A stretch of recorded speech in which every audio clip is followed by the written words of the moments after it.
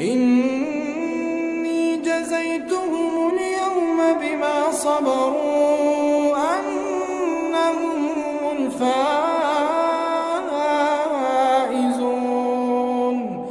قال كم لبثتم في الأرض عدد سنين؟ قالوا لبثنا يوما أو بعض يوم فاسأل العادين. قال إن لبثتم إلا قليلا لو أنكم كنتم تعلمون. أفحسبتم أنما خلقناكم